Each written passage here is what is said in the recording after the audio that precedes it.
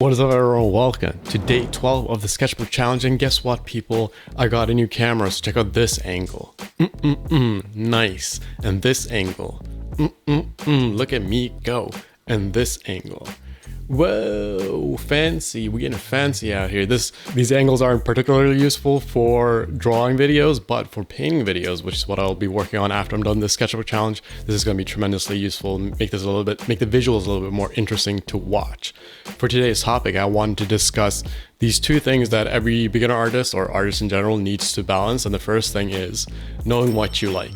Figuring out what you like making is kind of a challenging thing because it's hard to know what is fun to make versus what you like looking at. So when you look at artists online, you might be tempted to look at artists whose work is the most amazing, quote unquote, but it isn't the style that comes out naturally for you. So you have to figure out what it is that you actually want to make. So you can still appreciate art that doesn't necessarily match your personal voice, but you have to separate that out from the work that you actually want to make. Let's say your natural voice leans towards doing landscapes and just painting natural elements. You probably shouldn't be looking at too much character design while you're trying to figure out what you want to do with your work.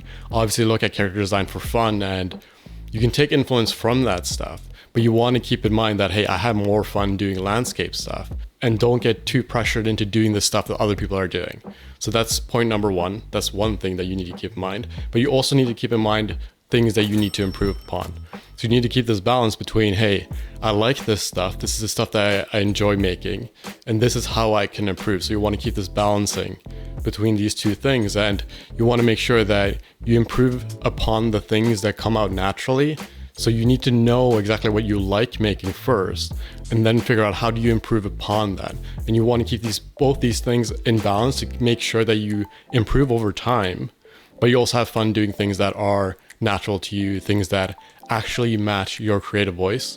Because it could be very tempting to get into this mode where you copy artists who are more popular online or who you consider more successful, but you keep trying to improve, and that's the only thing you're focused on instead of focusing on what it is that you like and balancing it between the two, right? So you want to make sure that you aren't always doing studies. Make sure that you're also doing work that is finished, that matches your creative voice, which is difficult to find out. It's difficult to figure out what that voice is, but you need to make sure to take time to figure out where that voice is and then improve upon that. So you have this balance beam where you're trying to make sure that you have on the one side the things that you enjoy, and on the other side the things that you need to improve upon. So you could schedule out time for both. It's time to have fun, do things that you enjoy, but also time to study things and improve upon things that you aren't as good at, but you know that if you got better at that, it would improve your overall work.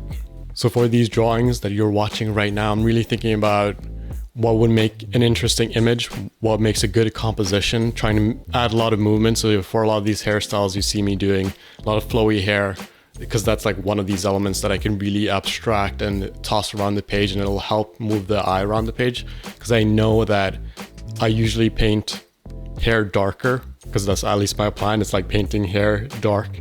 So it's like a very good way to move the eye around the page. I'm trying to learn more of these composition design elements types of things, and I will be sharing what I learn as I go. But right now, all I know is that central figure is good, because that's just how designs usually work. A lot of character design stuff, it's usually the characters are towards the center, and I'm trying to add a lot of movement. So those are the two things that I'm really focused on right now. But there's definitely a lot more that I need to learn as I improve upon my composition skills. And that's it for this video. If you want to watch from day 1 to day 14 of this Sketchbook Challenge, I have a playlist in the description that you can check out. It'll just go through from day 1 to day 14.